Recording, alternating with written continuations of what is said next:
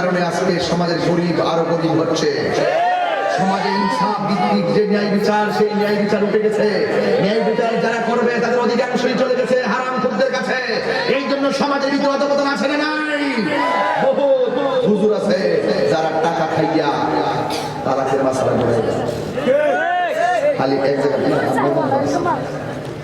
হুজুর সাইদুল ইসলাম ঘুরাই দিন না, টাকা খাইয়া মাসালা ঘুরাইলা। কিতাব তুই কিতাব কোথায় না তো? এরপরে মাসালা টিয়া দিচ্ছে, মাসালা ঘুরাইছে, বললাম আমায় কি বলছে সাক্ষী নাই, এমনি মাসালা ঘুরাইয়া তারা কইছে না, তারা কইছে না। অথচ পাঁচজন সাক্ষী আছে, তারা দাঁড়াইছে স্পষ্ট বউ কোথায় মুচ্ছি লামাই করছে, আমি মুচ্ছি ঘুরে খাইতাম চাই মায়া ঘুরাই দিবি আসা যাচ্ছে।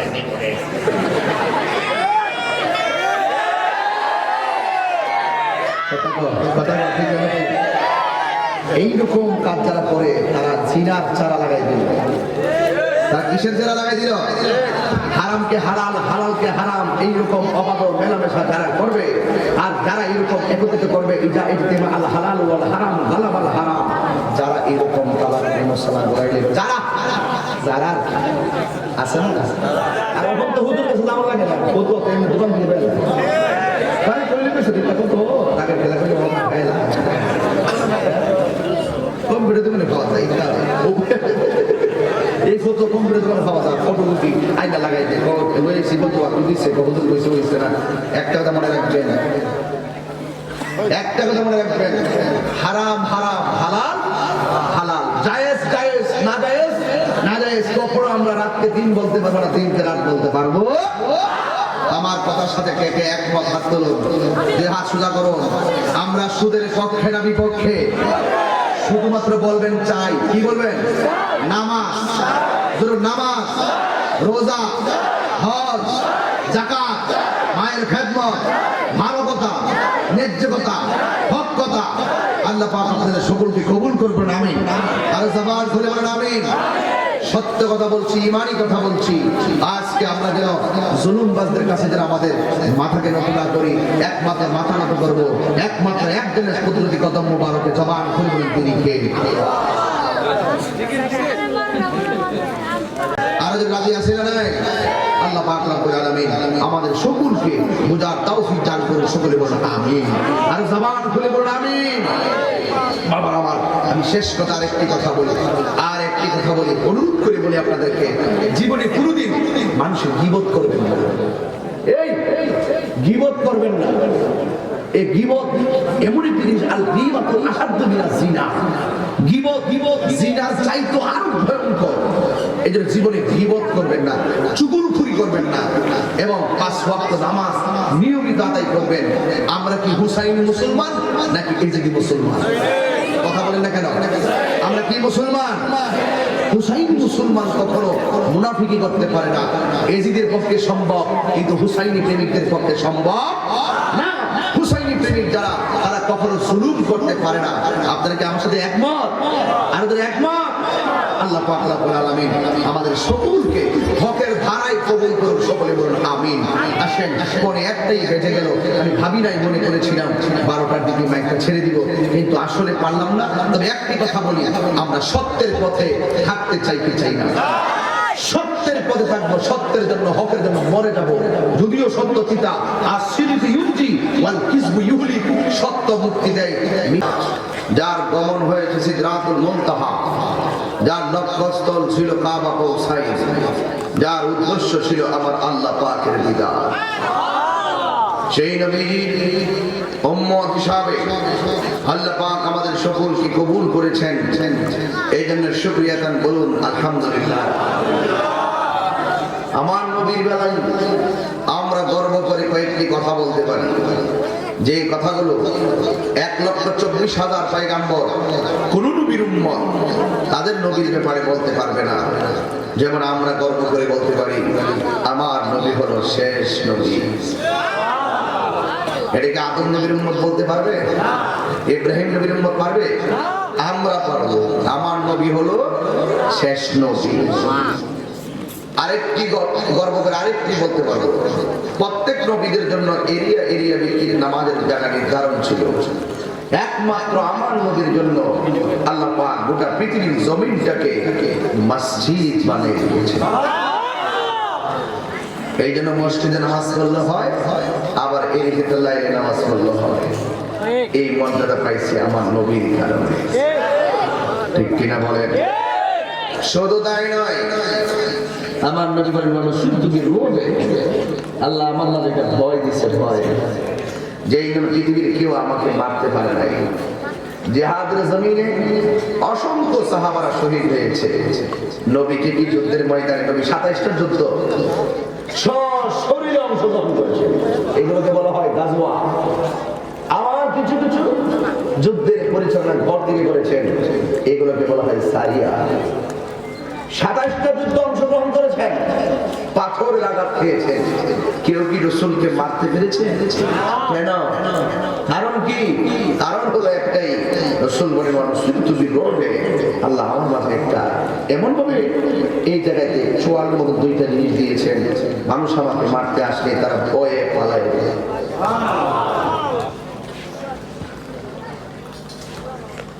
ইন্তেজামিয়া কমিটির পক্ষ থেকে আমাকে বিষয় দিয়েছেন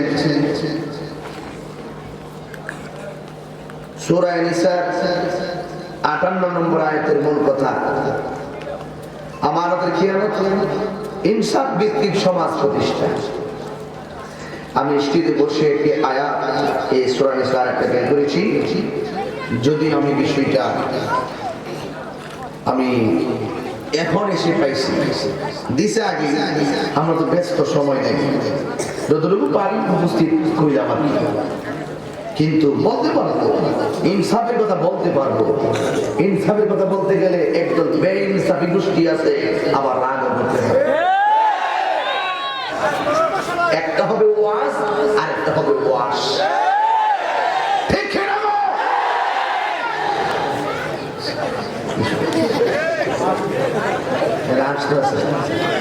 তোমরা মুরব্বী বাবার আজকে ঠিক আছে, আজকের পোলাপান গুলো শিখে কাঁপতেছে, আর এই কয়েকটা পোলাপান ওই স্বর্গ আর কুয়াশার মতো ভিতরে না, ভিতরে কি নাই জায়গা নাই আছে, কিন্তু আমার মাঠ তো খালি থাকে না। এই জীবন দেখিলে গ্যাপ আছে, জীবন দেখছে তাকে ইংলিশ গ্যাপ করেছে, জীবন দেখছে 2-3 বছর পরে গ্যাপ থাকবো। এটা উদাহরণ প্রথম আসে, ফুলের সৌরভ মানুষের গৌরব চিরদিন থাকে না। এই মাহফিলে আমি কত বছর ধরে গেছি, কত বছর দিচ্ছে? 10 বছর ধরে গেছে। পুরান ছেলে কি বলতে পারে?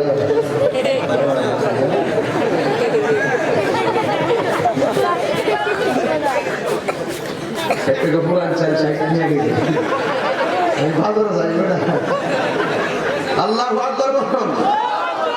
মুখে কথা তুললে দিলে ভালো লাগে। আচ্ছা, আপনার কি খুব কষ্ট হয়েছে নাকি? কেউ ইনসাফের কথা বলে কি বেজার হইবেন আপনারা? এরপরে কি আমানতের কি আমাদের গোষ্ঠী যদি আছে, এগুলো একটু ওয়াশ করি, কথা কান ঠিক না বেটি? তুমি না পানা আমানতের খেয়াল যারা করে, আর সমাজের মুনাফিক, কথা বলেন ঠিক না? মুনাফিকদের কি আমরা তো কুললে বলুন নাকি? মুনাফিক যেটা ঠিক কি না বলে? কারা কারা বেজার হাত তোলেন?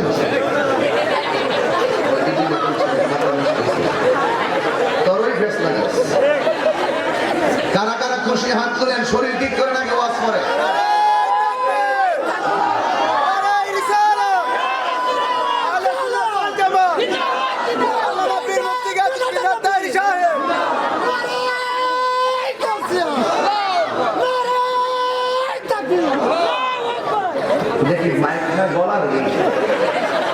আল্লাহ পাক তার কণ্ঠের মধ্যে আরো বরকত দান করুন, আমিন গান আরো জোরে গান আমিন।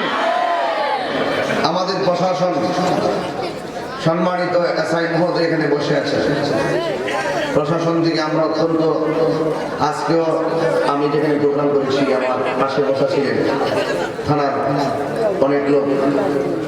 শুনুন, প্রশাসন আমাদের শত্রু না, প্রশাসন আমাদের বন্ধু। প্রশাসন আমাদের ভয় নয়, প্রশাসন আমাদের সাহস। আইনের প্রতি শ্রদ্ধাশীল হতে হবে, আইনের প্রতি কি হতে হবে? শ্রদ্ধাশীল হতে হবে। আল্লাহ পাক আমাদের সকলকে আজকের মাহফিলে যারা এসেছেন সকলকে আল্লাহ পাক কবুল করুন, আমিন। জীবনে একবার প্রিয় নবীর দিদার আমাদেরকে নসিব করুন, আমিন। বাবারা আমার, আল্লাহর হাবিব বলেছেন এমন একটা সময় আসবে জ্বলন্ত আঙ্গাকে হাতে রাখলে যেমন কষ্ট হবে তার চাইতে বেশি কষ্ট হবে ঈমান রাখতে। ঠিক কিনা বলেন?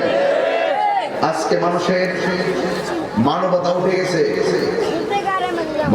মানুষের প্রতি মানব কল্যাণ উঠে গেছে, মানুষের প্রতি ভ্রাতৃত্ব উঠে গেছে, মানুষের প্রতি শান্তির নজর দেওয়া বন্ধ হয়ে গেছে। কিছু কিছু শান্তিকামী মানুষ আছে বলে ইসলাম টিকে আছে, কিছু কিছু শান্তিকামী মানুষ আছে বলে দিন টিকে আছে। ঠিক কিনা বলেন? আমি এখানে কোরআন কারীমের আয়াত মুবারক আপনাদের সামনে তেলাওয়াত করছি। ইন্নাল্লাহা ইয়া'মুরুকুম, আল্লাহ পাক নিশ্চয়ই আল্লাহ তোমাদেরকে নির্দেশ দেন, আন তুআদ্দুল আমানাতি, তোমরা যেন রাখো আমানত সমূহ ইলা আহলিহা, তোমাদের প্রাপক যারা পাবে তাদের কাছে পৌঁছে দাও। আমানতদারির আমানত পৌঁছে দেওয়ার কথা নির্দেশ দিয়েছেন কে? আরো জোরে বলুন, নির্দেশ কে দিয়েছেন? আল্লাহ দিয়েছেন।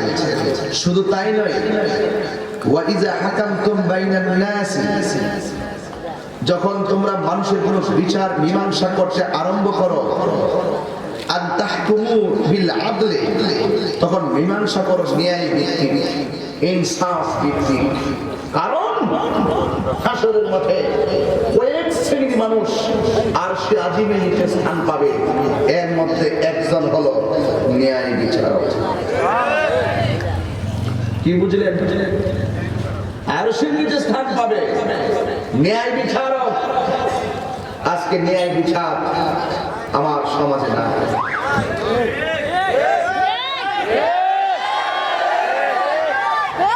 থাকবো কেমনে?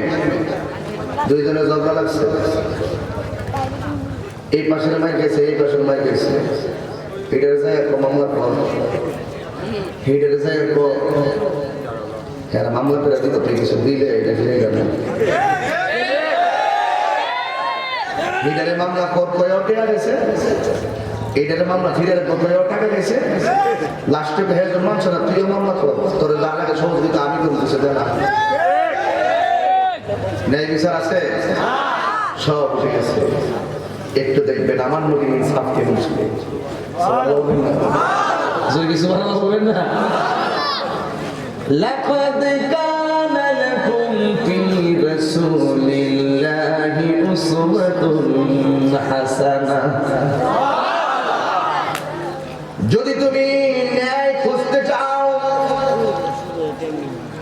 যদি তুমি ইনসাফের মালা গলায় লাগাইতে চাও, যদি তুমি আমানতদারির মালা গলায় লাগাইতে চাও, আমার নবী হলো আমাদের জন্য একটি উত্তম মডেল, উত্তম চরিত্রের অধিকার। কথা বলেন ঠিক কিনা? আমার নবী হলো মডেল, আমার নবী হলো মডেল। নবী আমাদের কি বলেছেন? এদিকে যেও না, তুমি যাবে না। নবী বলেছেন এদিকে যাও, তুমি যাবে। যেখানে বলেছেন যাবে না সেখানে গেলে অমঙ্গল, আর যেখানে বলেছেন যাও সেখানে গেলে তোমার জন্য মঙ্গল। হ্যাঁ, মা আতাকুমুর রাসূলু ফাখুযুহু ওয়া মা নাহাকুম আনহু ফান্তাহু। বেশি লম্বা করব না, ঘন্টা খানেকের ভিতরে ইতি দিয়ে দিব। শীত বেশি কিন্তু বিষয়টা জটিল, বেশি লম্বা করলে হযবর হয়ে যাবে। কোরআন সুন্নাহর আলোকে আমি কিছু কথা বলে দিয়ে যাই। আল্লাহ রাব্বুল আলামিন বলেন, মা আতাকুমুর রাসূলু ফাখুযুহু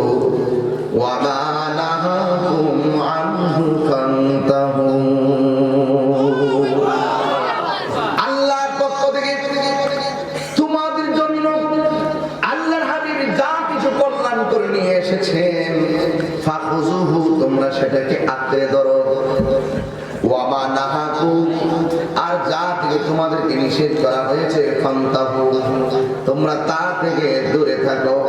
এখন আপনাদের কথা জানতে চাই, আমার নবী কি সত্যের পক্ষে না বিপক্ষে? জাল হাক্কু ওয়া সাহাকাল বাতিল ইন্নাল বাতিলা কানা সাহুকা।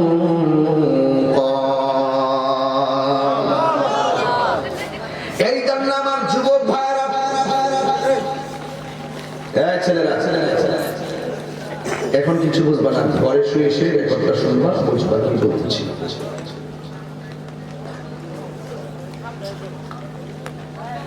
এই জন্য আমার যুবক ভাইরা, ওয়াজ শুধুমাত্র শুনলেই চলবে না।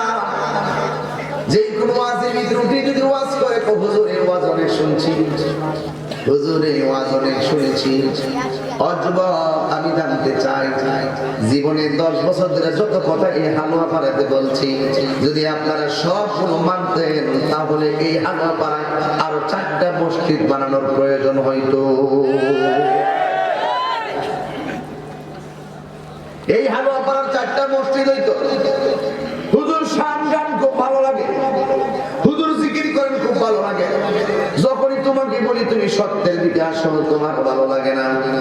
যখন তোমাকে বলি তুমি হকের ধারায় আসো, তোমার ভালো লাগে না। যখন বলি তুমি মসজিদে নামাজে আসো, তোমার ভালো লাগে না। যখন বলি তুমি মিথ্যা বলো না, তখন তোমার ভালো লাগে না। এই যে মোবাইল হালকা গজব, মিথ্যার ফ্যাক্টরি, হালকা গজব না। কিন্তু মনে রাখবে, তুমি যা কিছু করো না কেন, সব রেকর্ড ফাইল হচ্ছে। কেন? আমার আল্লাহ কোরআনে বলেন সূরা ইনফিতার, কিরামান কাতিবিনা ইয়ালামুনা মা তাফআলুন।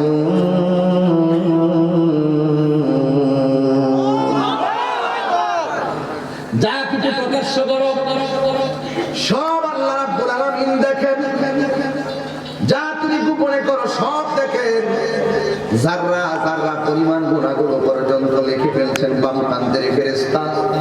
যাররা যাররা পরিমাণ নেকিগুলো বাম কান্দের ফেরেশতা রেখে দিয়েছেন। এই জন্য তুমি অনেকের আমানত খেয়ানত করতেছো। পৃথিবীতে কেউ জানে না তুমি তোমার বাতিদাকে ঠকাইতেছো, তুমি তোমার প্রতিবেশীকে ঠকাইতেছো, তুমি তোমার প্রতিবেশীকে তুমি ধোঁকা দিতেছো। কিন্তু মনে রেখো, এই আমানতের খেয়ানত শুধুমাত্র টাকা জমা রাখলাম, আমানত দিলাম, তা খেয়ানতের নামে কিন্তু আমানতের খেয়ানত নয়। অনেক বেশি আমানতের খেয়ানত আছে। শুধুমাত্র টাকা জমা দিলাম, টাকা আমানত রাখলাম, এই টাকাগুলো আমাকে আবার ফেরত না দিয়ে টাকা খেয়ে ফেলেছে, এটা যেমন আমানতের খেয়ানত।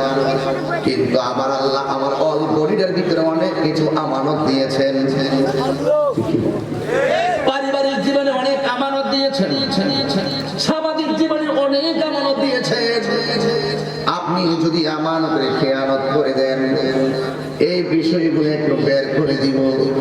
এ যুবকের দল, আল্লাহ রাব্বুল আলামিন আমানতের কথা আমাদেরকে নির্দেশ দিয়েছেন। দলিল, ইন্নাল্লাহা ইয়া'মুরুকুম আন তু'আদ্দুল আমানাতি ইলা আহলিহা।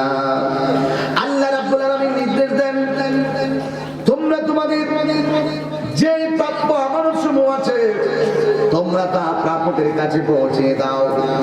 যার আমানত তোমার হাতে এসেছে, ওই আমানতগুলো তুমি তার কাছে পৌঁছাইয়া দাও। আমার নবী বলেন, মুনাফিকের আলামত হলো 3টা। 1 নম্বর, সে কথা বললে মিথ্যা বলবে। 2 নম্বর, সে ওয়াদা করলে ইযা ওয়াদা আখলাফা, যখন সে ওয়াদা করবে ওয়াদা খেলাপ করবে। 3 নম্বর হলো ইযা তুমিনা খাওয়ানা, যখন তার কাছে আমানত রাখা হবে আমানতের খেয়ানত করবে। এই আল্লাহ রাব্বুল আলামিন বলেছেন, তোমরা আমানত, যার আমানত তার কাছে তোমরা পৌঁছে দাও। জোরে জোরে বলেন আল্লাহু আকবার। এই জন্য যুবক ভাইরা আমার, গভীর মনোযোগ, আমানত শুধুমাত্র টাকা রাখলে আমানত নয়, আরো কিছু আমানত আছে। ওই আমানত যদি তোমার কাছ থেকে যদি আল্লাহ ছিনিয়ে নেয়, ওই আমানত কিছু কিছু আমানত আছে আল্লাহ প্রদত্ত আমানত, কিছু আছে বান্দা প্রদত্ত আমানত। আমার টাকা তোমার কাছে আমানত, আবার কিছু কিছু আমানত আল্লাহ প্রদত্ত তোমার কাছে আমানত। সুবহানাল্লাহ কইবেন না? এই জন্য বাগদাদ শরীফের একদম আল্লাহর ওলির কথা মনে হয়ে গেল, যার নাম হলো হযরতে সাওবান রাহমাতুল্লাহ আলাইহি, আর একটা স্ত্রী যার নাম হলো হযরতে মাইমুনা। সুবহানাল্লাহ। কি উত্তম ভিতরে কষ্ট হইব, কষ্ট হইব। একটু ঘটনা শুনুন। আমি এখন 30 মিনিট বেশি ওয়াজ করি না, খুব ব্যস্ত, শুধু নামের জন্য, শুধু দায়িত্ব, শুধু আইসা কিছু কথা বলবো। আগে 30 মিনিট জিকির করে গেছি, জিকির তুলে দিছি, 40 মিনিট এমনি গেছে, লাস্টে 1.5 ঘন্টা দিলে পেয়ে গেছে মাশাআল্লাহ। আবার লাস্টে আবার 1 ঘন্টা জিকির করে দিয়েছি, আধা 1 ঘন্টা ওয়াজ করছি। সাহিত্যের চাহিদা যেমন ছিল আমি এমন ভাবে একমত। গান গাইতো, গান হতো, যাত্রা গান গাইতো, মুসলিম গান গাইয়া হারিয়া থেকে বিক্রি করে এমনি এমনি এখানে একটা কাভারেজ করে মোটামুটি এখন আগের তুলনায় কি সমাজে গান কম হয় না বেশি হয়?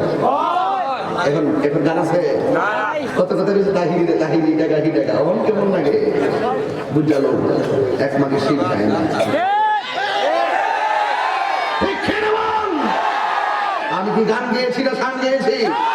জীবনে বহুত কথা আমার হয়েছে, এই জন্য আমি ক্লিয়ার করে বলতে চাই, কথা কি পরিষ্কার? কথা কি পরিষ্কার? এই কথাটাই আমি বলেছিলাম, কথা কি ক্লিয়ার নাকি ভেজাল আছে? ওরা আমার বিরুদ্ধে মামলা করে দিয়েছে, এই মুখুরিতে কথা ক্লিয়ার বোঝে না, এই জন্য এখন আমি কি করে জানেন, কথা কি পরিষ্কার? পরিষ্কার। এটাও যদি না বোঝো তাহলে প্রথম বার দিয়ে কান পরিষ্কার করো। কথা বলেন না কেন? ঠিক না বেঠে?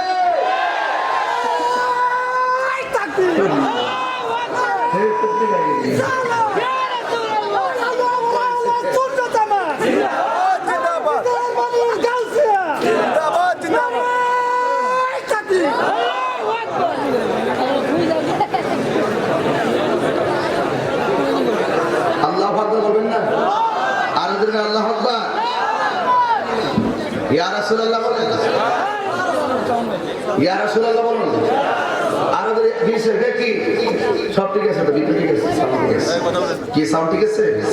তাহলে একটু হাত তুলুন সবাই, আমাদের দিকে হাত তুলুন, সুদা করুন, সুদা করুন। নারে তাকবীর, নারে রিসালাত, নারে গাউসিয়া, আহলুস সুন্নাত ওয়াল জামাত। আল্লাহু আকবার বলুন। গভীর মনোযোগ। আমানত, যার আমানত তার কাছে ফিরিয়ে দেওয়ার কথা কে বলেছেন? আমার সমাজের ভিতরে অনেক মানুষ আছে তার কাছে 50,000 টাকা আমানত রাখা হয়, কিন্তু 1 মাসের জন্য আমানত রাখা হয়। 1 মাস পরে যখন তার কাছে আমানতটা ফিরিয়ে আনতে যায়, তখন সে বলে তোমার আমানতের টাকা দিয়ে ঘরের কাজে লাগাই ফেলছি, তোমার আমানতের টাকাটা ফ্রিজ কিনা ফেলাইছি, তোমার আমানতের টাকাটা আমি বিভিন্ন কাজে ব্যয় করে ফেলেছি।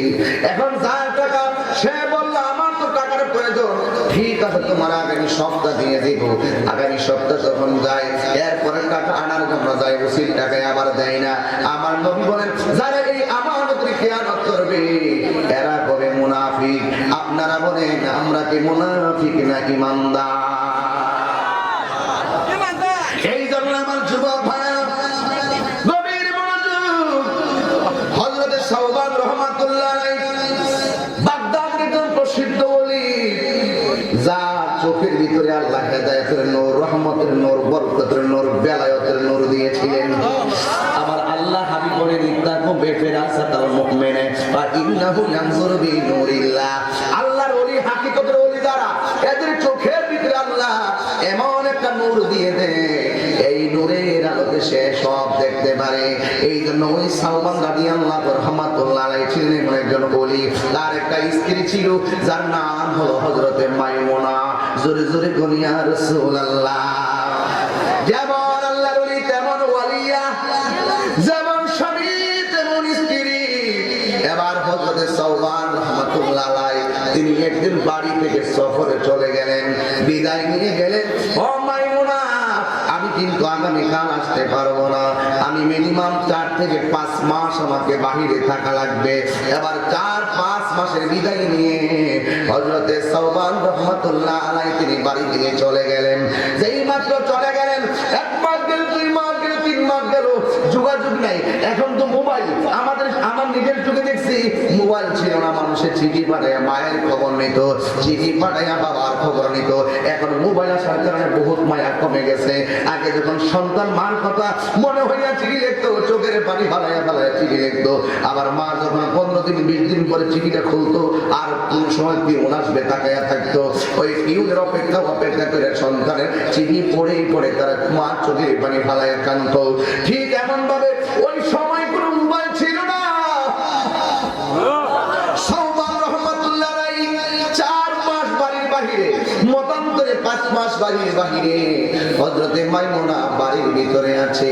ও বন্ধুরে, ওই মাইমুনা তখন বাড়িতে 4-5 মাস পরে হযরতে সাওবান বাড়ির ভিতরে এসেছেন।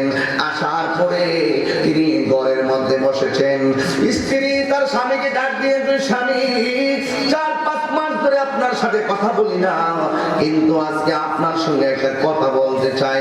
অনেক দিন পরে এসেছেন, আপনার সঙ্গে একটা কথা বলতে চাই। এবার হযরত সাওবান কেমন তার মুখের লেসান, কেমন তার ভাষা জানেননি। উনি ডাক দিয়ে, জি আপনি বলুন। বলি আল্লাহর ভাষা খুব মধুর হয় না? আর আমার দেশে যদি 4-5 মাস পরে কোথায় থেকে যদি বাড়িতে আসতো, বসার সাথে সাথে যদি প্রশ্ন করতো, তাই স্বামীর মাথা নষ্ট হয়ে যেত। না না না না, কারণ স্বামী স্ত্রী হলো আল্লাহর পক্ষ থেকে একটা নিয়ামতি জুটি। কথা বলেন ঠিক না বেটি? লিবাসুল লাকুম ওয়া আনতুম লিবাসুল লাহুন্না। নারী হলো পুরুষের পোশাক আর পুরুষ হলো নারীর পোশাক। কারণ স্বামীর সম্পদ স্ত্রীর কাছে লুটের মাল নয়, স্বামীর সম্পদ স্ত্রীর কাছে হলো আমানত। আমি টাকা অন্য কাহার কাছে রাখলাম, এটাই আমানত নয়। আমার টাকার আমি স্বামী, স্ত্রীর অধিকার আছে আমার টাকা খরচ করার জন্য। এরপর আমার নবী বলেন, স্বামীর টাকাটা স্ত্রীর কাছে হলো আমানত, এটা লুটের মাল না। আমার স্ত্রী স্বামীর কাছে দাসী নয়, স্ত্রী স্বামীর কাছে দাসী নয়, স্ত্রী হলো স্বামীর কাছে আমানত।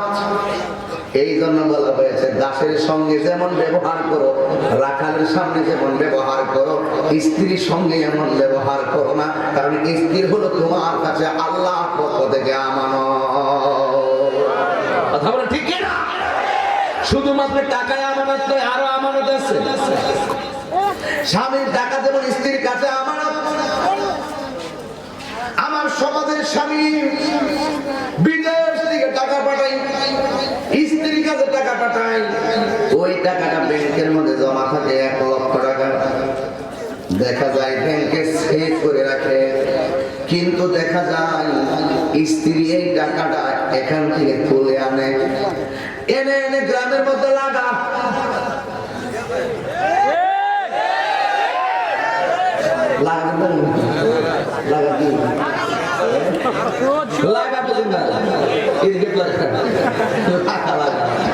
হাজারে কত?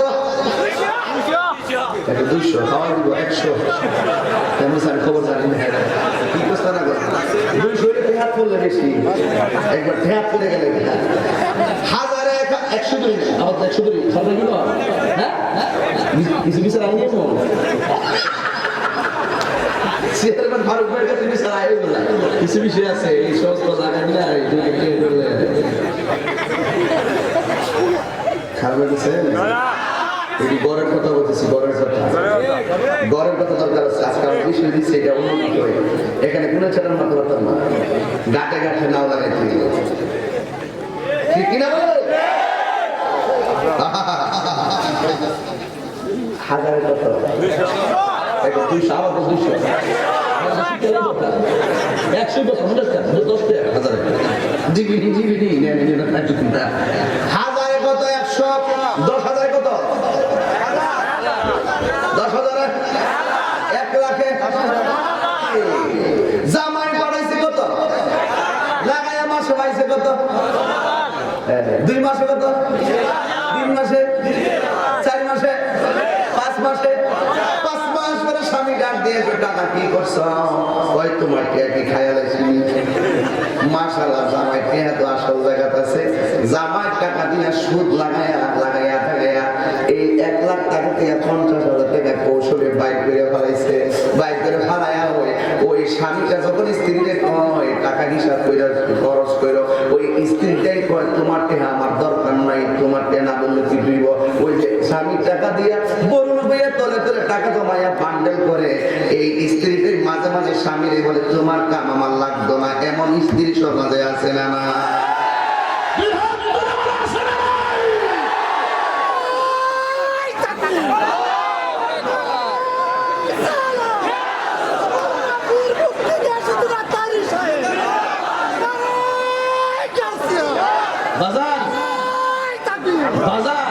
শুনেন, এই তুমি আর একবার স্লোগান দিতে পারবে। হ্যাঁ বাবা, তুমি সিদ্ধান্ত করো এটা কি এখনই দিয়ে দিবা নাকি 1 ঘন্টা পরে দিবা। যদি এখন দিয়ে দাও পরে আর সুযোগ নেই, ঠিক আছে? নাকি কোনো সমস্যা আছে? আল্লাহ পাক করে বলবেন না হারাম।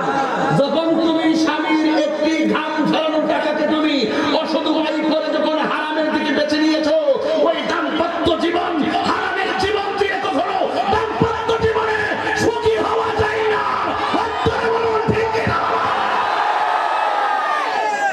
হারাম কখনো তোমাকে শান্তি এনে দিবে না, হালালের জিন্দেগি তোমাকে আল্লাহ পর্যন্ত পৌঁছে দিবে। তুমি আমানতের খেয়ানত করো কেন? স্বামী তোমাকে দিয়েছে, জাস্ট তোমার কাছে রেখে দাও, প্রয়োজন লাগলে খরচ করো, কিন্তু শুধুমাত্র তোমার টাকা আরেকজনের কাছে রাখলে এটাকে আমানত বলে না। আমানতদারি অনেক আছে, কারণ আমানত মানে হলো বিশ্বস্ততা। এই বিশ্বস্ততা যারা গাদ্দারি করবে, বিশ্বাসঘাতকতা করবে, এরা কখনো আল্লাহ পর্যন্ত পৌঁছতে পারবে না। ঠিক ঠিক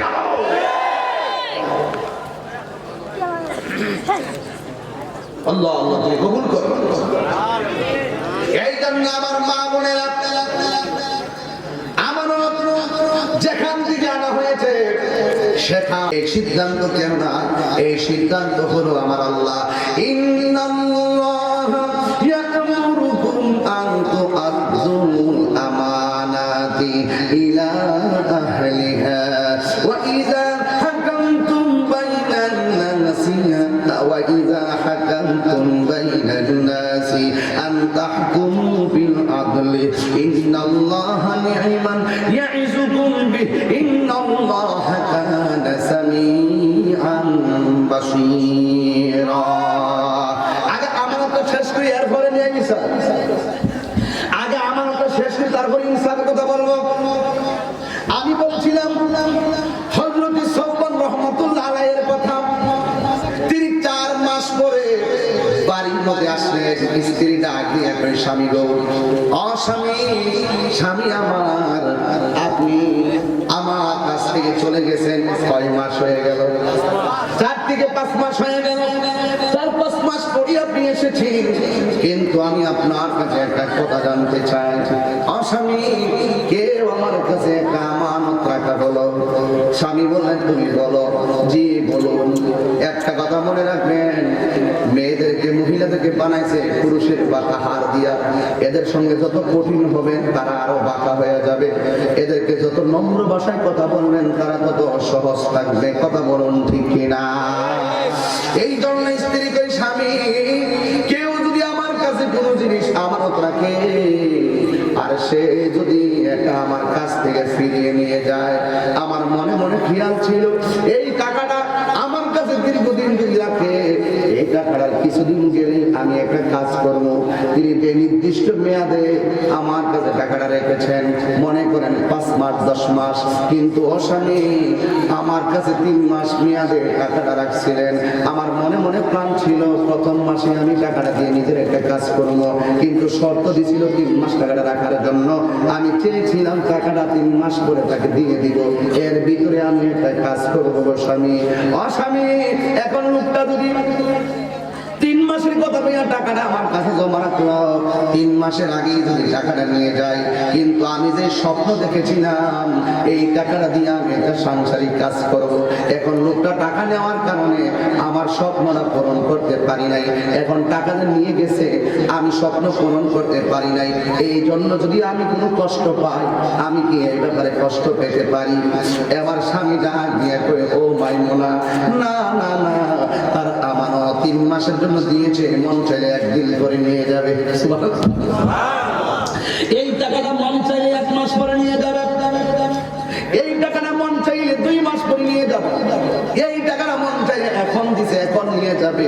এই ব্যাপারে তুমি 1 মিনিটের জন্য কষ্ট পাইতে পারো না।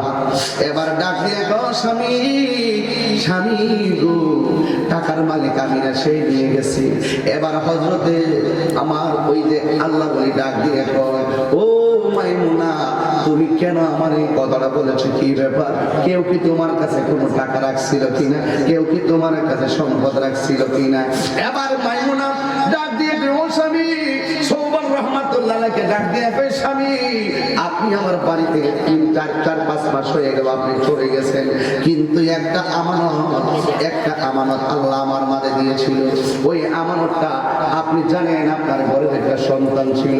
ও স্বামী গো, এই 5 মাসের ব্যবধানে গোপনে আপনার কাছে যোগাযোগ করতে পারি নাই, কিন্তু আপনার যে একমাত্র সন্তানটা ছিল, এই 5 মাসের ভিতরে সন্তানটাকে আমার আল্লাহ নিয়ে গেছে।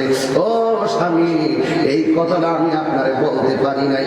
স্বামী গো, ও স্বামী, আমার সন্তান যে চলে গেছে, এই নিয়ামতটা আল্লাহ আমারে আপনারে দিয়েছিল, কিন্তু আপনার কাছে বলতে পারি নাই বলে আমি এখন সন্তানের জন্য আমার খানা চলে না, ঘুম চলে না, রাস্তায় হাঁটতে পারি না, শুধুমাত্র জাদুমণিকে আমার চোখের মধ্যে বাসিয়ে দেয়।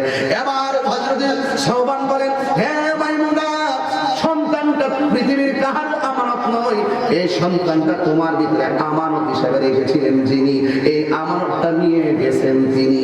এটা গর্ভের ভিতরে হোক আর গর্ভের বাহিরে হোক, 1 বছর পরে হোক আর 2 বছরের পরে হোক, আল্লাহর আমানত আল্লাহ নিয়ে গেছে। তুমি যদি দুঃখ করো, তাহলে আমার আল্লাহ রাব্বুল আলামিন খুশি হবে না। তাহলে আমার ওয়াজের ভিতরে ক্লিয়ার করে দিচ্ছি, শুধুমাত্র টাকা জমা রাখলাম এটাই আমানত নয়। আমার পেটের ভিতরে সম্পদ আল্লাহ আমানত রেখেছেন, আমাকে আমার আল্লাহ রাব্বুল আলামিন দুনিয়ার মধ্যে পাঠিয়েছেন সব দিক দিয়ে, শুধুমাত্র সব কিছু আমার কাছে অনেক কিছু আমানত। আমার সন্তান আমার কাছে আমানত, কিন্তু এই সন্তানটা মূলত আল্লাহর পক্ষ থেকে আমার কাছে আমানত। দুনিয়ার টাকার আমানত যেমন করে ফেরত দিতে হবে, কোনো ধরনের দুঃখ করা যাবে না। আল্লাহ আমানত যদি আল্লাহ নিয়ে যায়, পৃথিবীর কেউ দুঃখ করতে পারে না। কথা বলেন ঠিক কিনা? এই জন্য আমার বাবাজিরা গভীর মনোযোগ, আমানতের খেয়ানত করা যাবে না। একদিন একটা সন্তান আবু জাহেলকে ডাক দিয়ে, আবু জাহেল, আমার বাবা নাই, আমার বাবা মারা যাওয়ার পরে আমার বাবার সম্পত্তিটা আপনার কাছে আমানত ছিল। ও আবু জাহেল, সামনে ঈদ আসতেছে, আমার গায়ের মধ্যে কোনো কাপড় নাই, আমার বাড়িতে কোনো কাপড় নাই, আমার খরচালি তো আপনি আমার দিয়ে থাকেন, ইদানিং আপনি আমার দেন না, এই জন্য আমি একেবারে এতিমের মতনই ঘুরতেছি। যেমন বাবা যার না, সে হলো এতিম। আমি যে দুনিয়াতে আমার বাবারে হারিয়ে ফেলেছি, আমি অসহায়। ঠিক এমন ভাবে ওই সন্তানটা ডাক দিয়ে, আবু জাহেল, আমার বাবার অঢেল সম্পত্তি আপনার কাছে, অথচ আমার বাবার এই সম্পত্তি আপনার কাছে আমানত। আপনি বলেছেন এই সম্পদ আপনার আন্ডারে থাকবে, আপনার আন্ডারে থাকলে আপনি আমাকে আমার প্রয়োজন অনুযায়ী আমাকে আপনি সম্পদ দিবেন। ও বন্ধুরে, বন্ধু বন্ধুরে, আবু জাহেল ডাক দিয়ে কয়, যা যা, তুই না বেশি বেশি মুহাম্মদের কাছে যাস, যাইয়া মুহাম্মদকে যাইয়া কাপড় দেওয়ার জন্য, যাইয়া তার কাছে যাইয়া ঈদের জামা চা। ছেলেটা নবীর কাছে গেল, যাইয়া নবীর দরবারে যাইয়া চোখের পানি ফালাইয়া কান্দে। আপনারা বলুন, আমার নবী আশিকের চোখের পানির কান্নার ব্যাখ্যা বোঝার ক্ষমতা আছে না? না।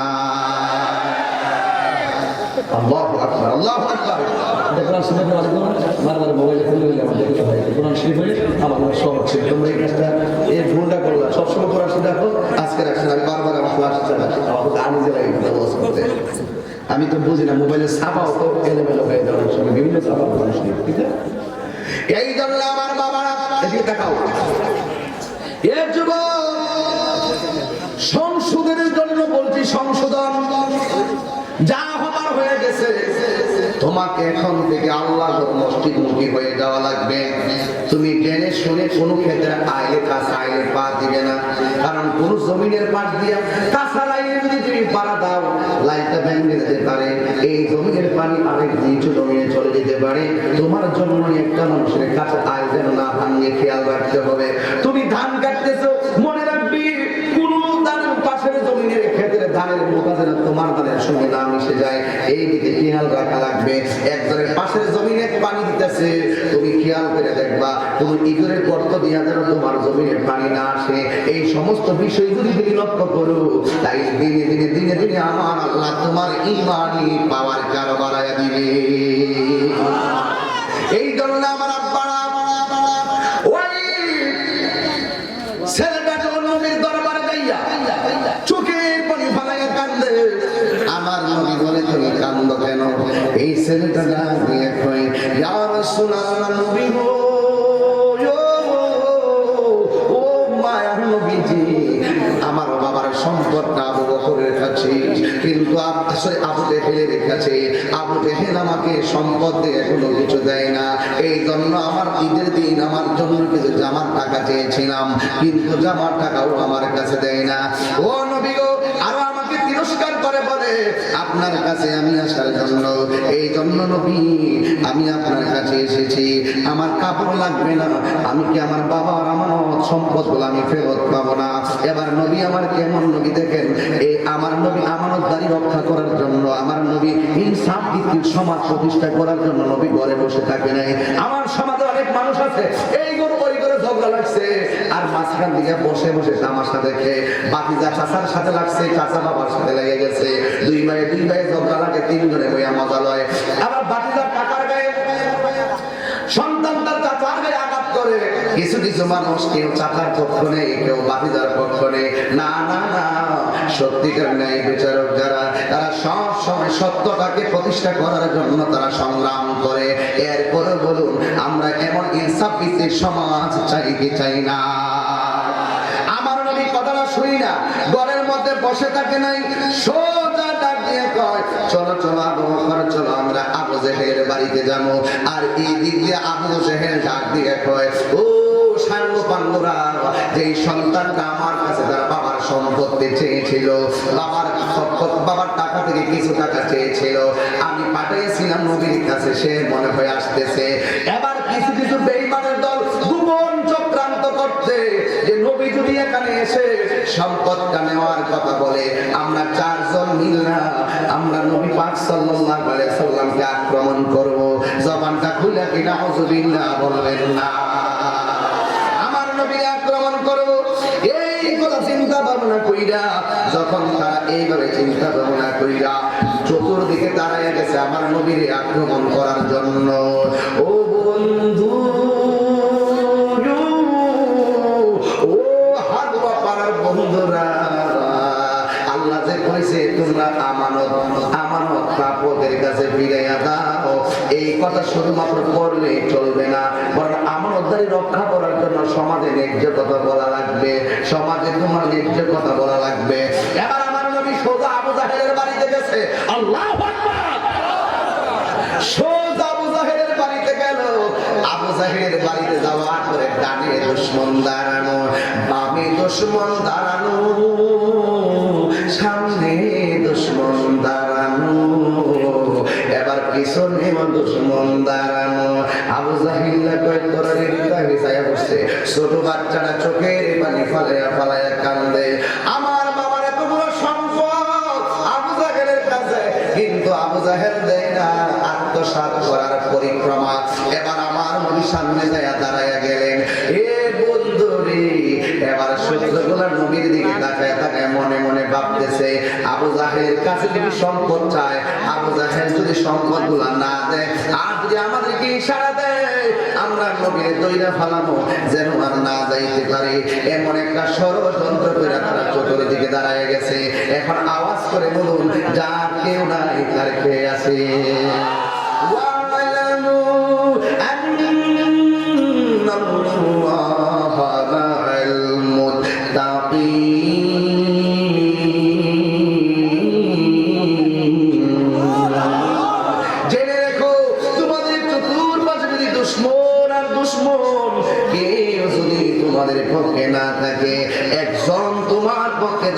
কাজ করবে, জবানটা খুলে বলুন তিনি কে? আরো জোরে বলতে হবে তিনি কে? কখনো অসুবিধা হবে? কখনো তোমাকে যদি ভুলি, হেদায়েতের আলো জেলে নিও কাছে তুলি। বলুন না, কখনো তোমাকে যদি ভুলি, হেদায়েতের আলো জেলে নিও কাছে তুলি। দয়া করো মায়া করো, দয়া করো মায়া করো, ও হে দয়াবান, তুমি রহমান, তুমি মেহেরবান। অন্ধ গাহে না শুধু তোমার গুণগান, অন্ধ গাহে না শুধু তোমার গুণগান। বোঝে অবুঝে না তব শান, তুমি রহমান, তুমি মেহেরবান। জনম জনম শেষে হবে নাহি। আমার কণ্ঠ আজকে আছে, কালকে নাও থাকতে পারি। আজকে আমার মানুষ, হাজার মানুষ নিয়ে চলে আসছে। একদিন আমি 1 লক্ষ টাকা খরচ করলে এত মানুষ 12টার সময় আনতে পারবো না। ফুলের সৌরভ, মানুষের গৌরব চিরদিন থাকে না। এই কণ্ঠ নিয়ে বাহাদুরি করার কোনো কারণ নাই, তোমার সম্পদ নিয়ে বাহাদুরি করার কোনো কারণ নাই, তোমার ক্ষমতা নিয়ে বাহাদুরি করার কোনো কারণ নাই। যেটা নাকি দিতে হয় তবু যেতে দিতে হয়, তবু চলে যায়। এটাই বিধাতার নীতি। দেখ কত বড় আমানত, কত বড় নিয়ামত। এই চোখটার কাজে লাগাও। ওয়ায়াতাফাক্কারুনা ফি খালকিস সামাওয়াতি ওয়াল আরদি, আসমান জমিন যা কিছু আছে সবগুলো দেখো, দেখে দেখে আল্লাহকে গবেষণা করো। তুমি বাজারে যাও, নো প্রবলেম, কিন্তু এই পা দিয়ে হেঁটে আমার সিনেমার দিকে যেও না। তুমি হাত দিয়ে কোরআন ধরো, এই হাত দিয়ে কাহার বাড়ির পেটের ভিতরে ধরো না। তুমি জুলুম করলে তুমি আল্লাহর কাছে মুখ দেখাতে পারবে না। কথা বলুন না কেন? কথা বলুন না কেন? ফুলের সৌরভ, মানুষের গৌরব চিরদিন থাকে না। আমি অহংকার করি না। আমি এই মাধবপুরে 17 বছর ধরে চলাফেরা করি। আজ পর্যন্ত কি আপনাদের সাথে আমার কোনো বেয়াদবি পেয়েছে? যতটুকু পারি ভালোবাসা নিয়ে চলতে চেষ্টা করি। কাহারও গীবত করতে শুনেছেন? বাংলাদেশের কোন আলেমের বিরুদ্ধে গীবত করতে শুনেছেন? ন্যায্য কথাগুলো বলি, কোরআন থেকে বলি। এতে একদল খুশি হবে, একদল বেজার হবে। এটাই তো স্বাভাবিক। এই কোরআনে সিদ্দিক আকবরের দিকে নিসবত আছে, এই কোরআনে আবার আবু জাহেলের প্রতি নিসবত আছে। আবু জাহেলের দিকে যে যাবে সে জাহান্নামী হবে, সিদ্দিক আকবরের দিকে যে যাবে সে জান্নাতি হবে। কথা বলুন না কেন? কথা বলুন না কেন? বেশি লম্বা করবো না, দুরূদ শরীফ পড়ুন। আল্লাহুম্মা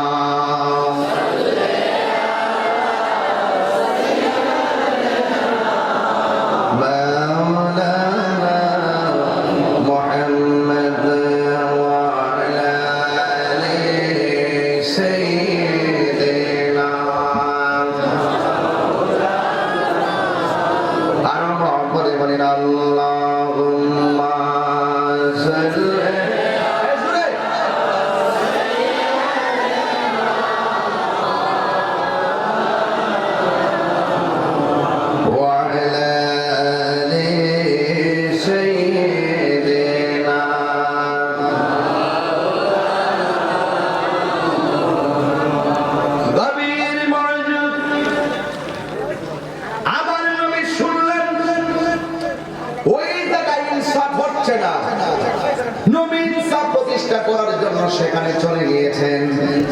আমার নবী শুনলেন আবু বকর আবু জেহেল আমানতের খেয়ানত করতেছে। আমার নবী ঘরে বসে না তিনি সেখানে চলে গেলেন। এর মানে প্রমাণ হয়ে গেল যেখানে বাধা হবে, যেখানে লড়াই হবে, সেখানে কথা বলেন ঠিক না? বাধা হলে যেখানে লড়াই হবে সেখানে। এই বাধা আবার দুই প্রকার। এই বাধা কয় প্রকার? হককে প্রতিষ্ঠার কথা বলতে গিয়ে যদি কেউ বাধা দেয়, বাধা অতিক্রম করে হকের কথা বলতে হবে, এটাই হলো ঈমান। কথা বলেন ঠিক না? এই জন্য আমার নবী, কি খারাপ লাগছে আপনার কাছে? আমার নবী চলে গেলেন আবু জাহিলের কাছে। যাইয়া ডাক দিয়ে যেই মাত্র নবীরে দেখছে, সাইনসানি দাঁড়াইয়া গেছে নবীরে মারার জন্য। বসে কি কয়, কইলি নবীরে দইরা পালাইব, কিন্তু মনে রাখবেন নবী বলছেন অনুসৃত বীর হবে। আল্লাহ আমার মাঝে একটা ভয় দিয়েছে, ভয় দিয়েছে, ভয়। এই জন্য আমার নবীরে পাইলে কেউ ক্ষতি করতে পারে নাই। ও বন্ধুরি, এই দিক দিয়ে এতিমের মাল আমারও তার কাছে খেয়ানত করে দিকে। আর অথচ আমার আল্লাহ রাব্বুল আলামিন কোরআনের মধ্যে বলে দিয়েছেন, ফাদা মিকাল্লাযী ইয়াদুল ইয়াতীম।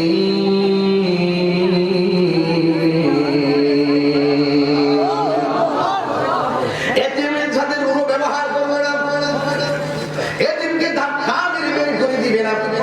আমার নবী বলেন এতিমের মাথায় যত হাত বোলাইয়া দিলেন, ওই হাতের নিচে যতটা মাথার চুল থাকবে, ওই পরিমাণ নেকি হাত দেওয়ালাকে আমার আল্লাহ দান করে দিবে। এই জন্য যুবক, শুধুমাত্র তাই নয়, ওয়ালা ইয়াউযু আলা তাআমিল মিসকিন।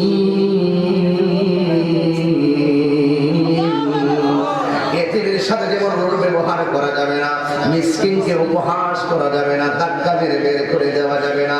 এক যুবক আমার গভীর মনোযোগ, আমার নবী যখন দাঁড়িয়ে গেল, ডাক দিয়া কইয়া, আবু জাহেল তুমি কি করেছো?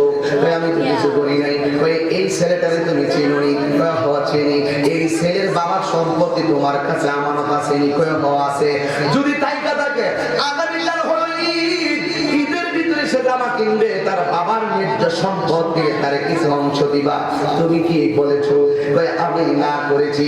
এবার সাঙ্গ পাঙ্গ সাইন্সাগুলা করে আবার লাগছে আগুন। যেই মাত্র নেতা আদেশ করবে, সেই মাত্র নবী আমরা দইরা ফালানো। জোরে কি নাউজুবিল্লাহ বলবেন না?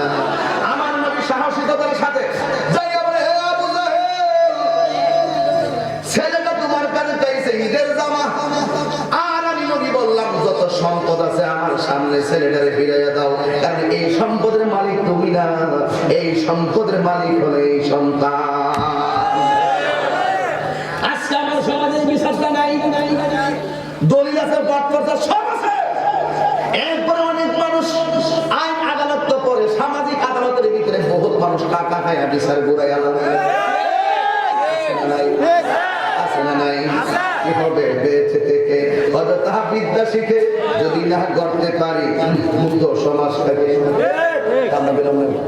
কি হবে বেঁচে থেকে অযথা বিদ্যা শিখে যদি না করতে পারি সুদ মুক্ত সমাজটাকে? কি হবে আলেম হয়ে ইমাম সাহেব সমাজে যদি না হক কথা উচ্চ সুরে না বলিতে টিকে না? চাকরি বই করো যদি ছেড়ে দাওই না গদি, চাকরি বই করো যদি ছেড়ে দাওই না গদি। কি হবে ধোঁকা দিয়ে আল্লাহকে? কি হবে ধোঁকা দিয়ে আল্লাহকে? কি হবে বেঁচে থেকে অযথা বিদ্যা শিখে যদি না করতে পারি শ্বশুরবিহীন সমাজটাকে? কথা বলেন ঠিক না? কি হবে আকাশ ছোঁয়া বিলাসবহুল বাড়ি গাড়ি না খেয়ে কত মানুষ পরপারে দিচ্ছে বাড়ি? কি হবে আকাশ ছোঁয়া বিলাসবহুল বাড়ি গাড়ি না খেয়ে কত মানুষ পরপারে দিচ্ছে বাড়ি? আজরাইল আসবে যবে মাটিতে পড়ে রবে, আজরাইল আসবে যবে মাটিতে পড়ে রবে, কোনো কাজে লাগবে না তোর বিল্ডিংটাকে। জোরে বলেন ঠিক না বেঠি? এবার আমার নবী ডাক দিয়ে আবু জাহেল, আমি নবী বললাম তুমি বাবার সম্পদ যা আছে সব তার প্রাপ্য বুঝাইয়া দিয়ে দাও। অথচ আমার আল্লাহ তো কোরআনের মধ্যে বলে দিয়েছেন, যা বলেছেন তাই তো পেয়ে গেলাম। আল্লাহ রাব্বুল আলামিন তো কোরআনের মধ্যে বলেছেন, ইন্নাল্লাহা ইয়া'মুরুকুম আন তু'আদ্দুল আমানাতি ইলা আহলিহা। আল্লাহর পক্ষ থেকে তোমাদেরকে নির্দেশ তোমাদের যেন তোমরা যেন প্রাপ্য আমানত সমূহ প্রাপকদের নিকটে পৌঁছিয়ে দাও এবং তোমরা মানুষের কোনো বিচার মীমাংসা করতে আরম্ভ করো। তোমরা ইনসাফ ভিত্তিক বিচার করো, ন্যায় ভিত্তিক বিচার প্রতিষ্ঠা করো। আপনারা বলেন ন্যায় বিচার দরকার আছে না নাই? এই জন্য আমার বাবারা ওই নবী ডাক দিয়ে আবু জাহেল সম্পদ দিয়ে দাও, এবার সাইমসাগুলা কই খাইছে রে, এত সম্পদকে দিয়া দিব এই নবীর কথা। আবু জাহেল কয় নবী বলিতাছি, নবী বলিতাছি। সাইমসাগুলাকে কি ব্যাপার? আবু জাহেল নামে মুসলমানের আবু জাহেল নামে নবীর কাছে ঈমান আনলা কি রে, ঘটনাটা কি? সম্পদ দিয়া দিলা, সব বুঝাইয়া দিল। আমার নবী সম্পদ লইয়া ওই সন্তানকে সবকিছু বুঝাইয়া দিয়া আমার নবী চলে গেলেন। সাইমসাগুলো আবু জাহেলের ডাক দিয়ে কি ব্যাপার নেতা, আমরা তো মনে করছি সম্পদ আপনি হুকুম দিবেন তাকে নবীকে মারার জন্য, আপনি কি উল্টা আবার নবীর সম্পদ সবকিছু বুঝাইয়া দিয়া দিলেন, কারণটা কি? আবু জাহিল্লা করে বুঝতে নারি, তোরা যদি বুঝতে চাস আমার চোখ গুলা নিয়ে তোদের চোখের মধ্যে লাগা, কিসের জন্য আমি দিয়া দিছি তাইলে তোরা বুঝবি। সামসাগুলা ডাক দিয়া আবু জাহেল কেন আপনি দিয়েছেন? কই শুনোস না, নবী যখন বলছে সম্পদ দিয়া দাও তখন আমি আর থাকতে পারি নাই। আমি নবীর দিকে তাকাইলাম, তাকাইয়া দেখলাম নবীর কান্দের বরাবর দুইটা অজগর সাপ এমন দিকে ফনা তুললে আমার দিকে দাঁড়ায় রইছে। আমি যদি কইতাম না দিতাম না, আমি দেখতেছি দুইটা সর্প আমার সবল দিয়া মাইরা ফালাইতো। এবার ওরা ডাক দিয়ে কয় তুমি দেখছো আমরা যে দেখলাম না, কই তোরা যদি সামনে দাঁড়াইতি তোরাও দেখতি, এই জন্যই তো বললাম আমার চোখগুলো তোদের জায়গার মধ্যে লাগাইয়া দে। এই যে আমার নবীকে আমার আল্লাহ 6টা মর্যাদা দিয়েছেন, এর মধ্যে একটা হলো আমার নবী মানে একটা ভয় দিয়েছেন। নবীর যখন আক্রমণাত্মক ভাব নিয়ে কারোর সামনে গিয়েছে, ওই চোয়ালগুলো এইবারে দাঁড়াইয়া গেছে বেঈমানকে মারার জন্য। আপনারা বলেন হেফাজতের মালিক কে? আর জবান খুলে বলো কে? এই জন্য আমার যুবক ভাইরা আমার শুধুমাত্র তাই নয়, ন্যায় বিচার কারে কয়? একজন লোক আমার নবীর কাছে গেলেন, যাইয়া ডাক দিয়ে ইয়া রাসূলুল্লাহ আপনি মীমাংসা করে দেন। আমার রাসূল মীমাংসা করে দিলেন। লোকটা কয় আপনার মীমাংসা আমার পছন্দ হয় নাই। এই কথা বলার পরে উমরের কাছে যাইয়া বলেন উমর গো, আমার নবীর কাছে একটা মামলা দিয়েছিলাম, এই মামলাটা নবী বিচার করেছেন কিন্তু বিচারটা আমার মন মতো হয় নাই। এবার ডাক দিয়া কয় উমর আপনি বিচারটা কইরা দেন। উমর রাদিয়াল্লাহু তাআলা আনহু বলেন হে পাগল, বিচারটা কে করছে? কই নবী। তুমি কি আমার বিচার মানবা? হ্যাঁ মানবো। ভাই ঠিক আছে, তাহলে একটু কাজ করে দাঁড়াও। নবী মীমাংসা করছে তুমি মানো না, তবে একটা কথা জেনে রাখো, আমার নবী মীমাংসা করার পর তুমি মানো না, আমার কাছে আসছো আমার ইনসাফ ভিত্তিক বিচার নেওয়ার জন্য, অথচ আমার নবীর মতন ইনসাফ ভিত্তিক আর কে হতে পারে? আমার কাছ থেকে যদি বিচার নিতে চাও, আমার একটাই শিক্ষা হলো, আমার একটা সিদ্ধান্ত হলো যে আমার নবীর বিচার মানবে না, আমি ওমরের সিদ্ধান্ত হলো তার কল্লাটা দেহ থেকে আলাদা করে দেওয়া।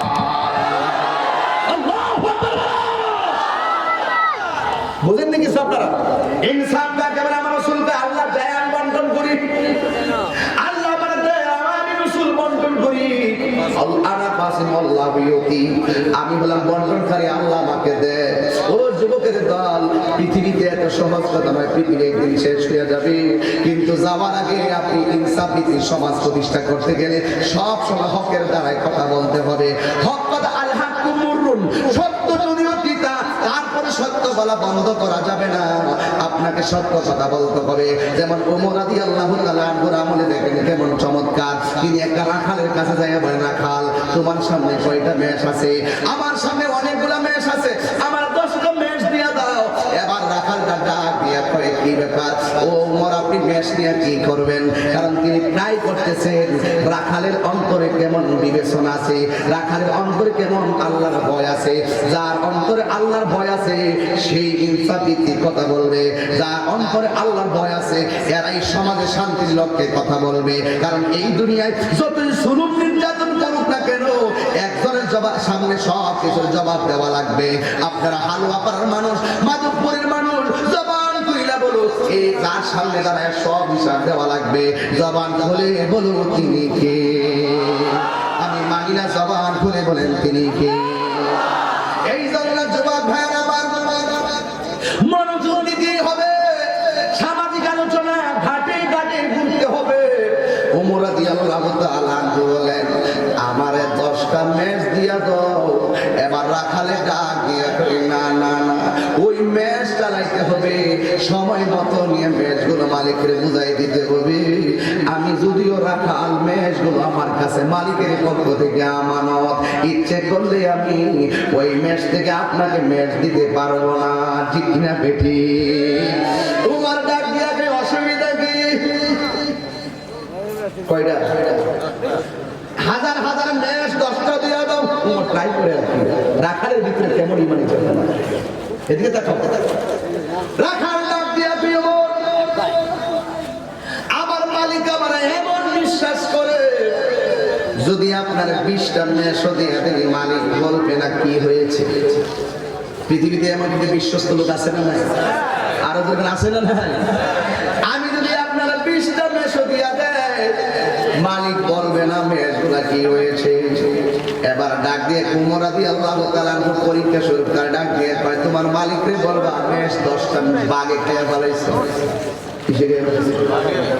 এবার রাখাল ডাক দিয়ে কয়, হে উমর,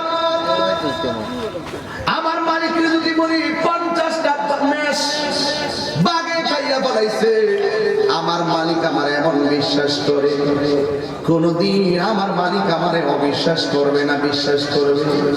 এবার ওমর বললে, তাইলে তুমি আমারে দিতে অসুবিধা কোথায়? ও বন্ধুরি, রাখালের জবাব শুনে ওমর বাহ বাহ করে উঠেছে। রাখাল ডাক দিয়া কইল, ওমর আপনি খলিফাতুল মুসলিমিন, আমিরুল মুমিনিন, অর্ধ জাহানের খলিফা, আপনি ভালো কইলেই জানেন মেষগুলো মালিকের পক্ষ থেকে আমার কাছে আমানত। এই আমানতের খেয়ানত করে আমি আপনাকে 10টা মেষ দিতে পারি, আপনাকে 20টা দিতে পারি, মালিককে বলতে পারি বাঘগুলো খেয়ে ফেলছে আমার মেষগুলারে। হ্যাঁ ওমর, আমার চোখে আপনি খলিফা ঠিক আছে, কিন্তু আমার অন্তরের চোখে একটা কথাই শুধু আপনারে বলতে চাই, আমি যদি মালিককে বলি 10-20টা মেষ বাঘে খাইয়া বলাইছে, মালিককে বুঝাইতে পারবো, কিন্তু একটা কথা হলো, আমার আল্লাহরে আমি কেমন করে বুঝাবো?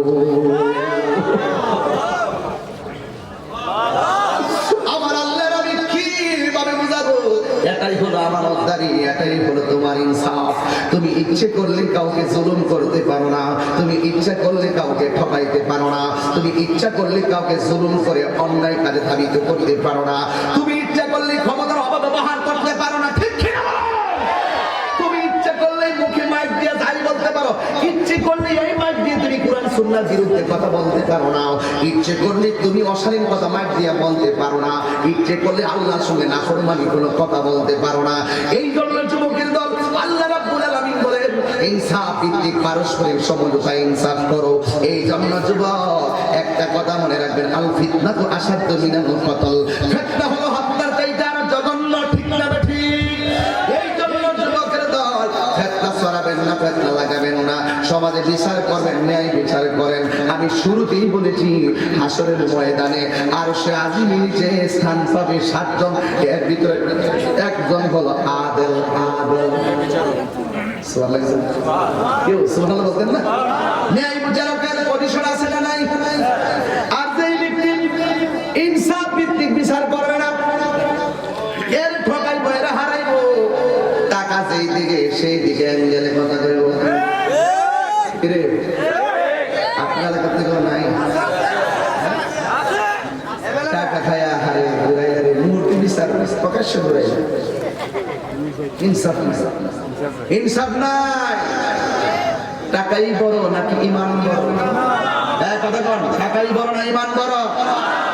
আরো জোরে। যদি ইমান বড় হয়ে থাকে, ইমান সম্পদ হয়ে থাকে, ইমান দামি হয়ে থাকে, তাহলে আমরা পৃথিবীর কাহারো কাছে আমাদের ইমানকে অর্থের কাছে, ক্ষমতার কাছে বিক্রি করে দিব না। বুঝতে পেরেছেন? তাহলে আপনারা ইনসাফ ভিত্তিক সমাজ প্রতিষ্ঠার লক্ষ্যে আপনারা, আমি এককভাবে হলে চলবে না, এখানে সামাজিক প্রতিরোধ কমিটি করতে হবে। যেমন অন্যায় অশালীন কাজ থেকে প্রতিরোধ করার জন্য, যেমন আমার সমাজের ভিতরে একটা কিছু সমস্যা আছে। আমাদের চেয়ারম্যান সাহেবের সাথে সাথে একটা কথা বলছিলেন, এই যুবক, আজকে আমাদের এই মস্তিষ্কটা বিকৃত হয়ে যাচ্ছে, আমাদের এই মস্তিষ্কটা বিকৃত হয়ে যাচ্ছে একমাত্র কয়েকটা কারণে। আমার যুব সমাজগুলো মস্তিষ্ক বিকৃত হয়ে যাচ্ছে আজকে এই ইনসাফ ভিত্তিক সমাজ প্রতিষ্ঠায় যখন একদল সিন্ডিকেট সমাজকে কলুষিত করে ফেলছে, তখন ছোট ছোট ছেলেরাও পর্যন্ত তা দেখে দেখে শিখে ফেলতেছে। কথা বলেন ঠিক না? আছে না নাই? তবে একটি কথা বলি, প্রশাসনের ভাই এখানে আছেন, একটা কথা বলি, যুবক তোমার ব্রেইনটাকে যদি সতেজ রাখতে চাও, তোমার ব্রেইনটাকে যদি সতেজ রাখতে চাও, তুমি মাদক সেবন করতে পারবে না।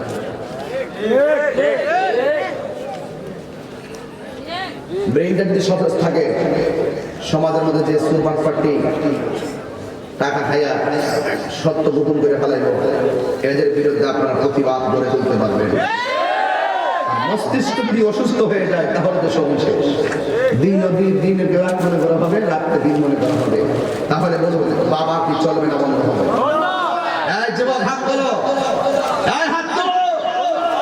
আমার সঙ্গে ওয়াদা করতে হবে, বাবা বন্ধ, বাবা জোরে বলতে হবে, বাবা ইয়াবা, বেঞ্চি, গাঞ্জা, মদ, সুদ, ঘুষ, চুরি, ডাকাতি, রাহাজানি, মুনাফিকি, গীবত, মা বাবার মনে কষ্ট। এদিকে আমাকে সবাইকে বলছেন, নাকি আল্লাহকে সন্তুষ্টি করার জন্য বলছেন? একটাই কথা বলছি, জুলুমবাজদের কবল থেকে সমাজকে উদ্ধার করতে হবে। কথা বলেন ঠিক না বেঠে? এই সমাজের ভিতরে অনেক ছাড় পোকা ঢুকে গেছে, ওই ছাড় পোকা হিসাবে চিহ্নিত করবেন প্রথম সুদখোরকে। সুদখোরের কোনো নেতাগিরি নাই,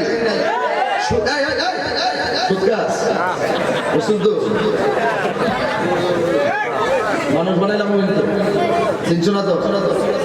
এই সমাজের ভিতরে সুদখোর হারাম করে পক্ষে সম্ভব জুলুম করা। কথা বলেন ঠিক না? আপনারা বলুন, সুদ কি চলবে না বন্ধ হবে? আরো যেখানে চলবে না বন্ধ হবে? একটা কথা বলে যদি হালুয়া পারেনি, হালুয়া পারে একটা কথা বলে যায়, সব জায়গায় কথাটা বলি, সুদকে যাই করে সামাজিকতার খাতিরে, কিন্তু মসজিদের সভাপতি বানায় না। জোরে গাও, জোরে গাও, ঠিক না ঠিক? সুদকে মসজিদের সভাপতি বানায়। সবচাইতে বড় আমানত হল আল্লাহর মসজিদ আমাদের কাছে নিরাপদ জায়গা। এই মসজিদের ভিতরে হারাম খুরকে যদি সর্বোচ্চ চেয়ারটা দেওয়া হয়, ওই সমাজে, যেই সমাজে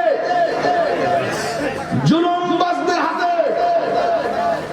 যেই সমাজে হারাম খুরদের হাতে দ্বীনি দাওয়াত দেওয়া হয়, দ্বীনি দায়িত্ব দেওয়া হয়, এই সমাজে আল্লাহর রহমত আশা করা যায় না। ঠিক কি না বলো? ফাইনাল কথা বলছি, সুদখোর কি মসজিদের সভাপতি হতে পারবে? বানাইবেন? দোষ কিন্তু সুদখোরের না, দোষ আমাদের। আমাদের কেমন দোষ? আমরা আব্বা ডাইকা না সভাপতি বানাই। আব্বা ডাইকা কিসের লাগে? কিসের লাগে? যে এই সুদখোর আব্বাকে যদি সভাপতি বানায়, তাহলে মসজিদে টাইলস পাওয়া যাবে, মসজিদে ফ্যান পাওয়া যাবে। দরকার হয় গাছতলার নিচে নামাজ পড়বো, এরপরে সুদখোরের টাকা মসজিদের কাজে লাগাবো না। ঠিক না বেটে? আমার সাথে একমত আপনারা সবাই? একটা সুদখোর লক্ষ টাকার মালিক হতে পারে, কিন্তু আল্লাহ মসজিদের সভাপতি হওয়ার যোগ্যতা তার নয়। ঠিক কি না বলো?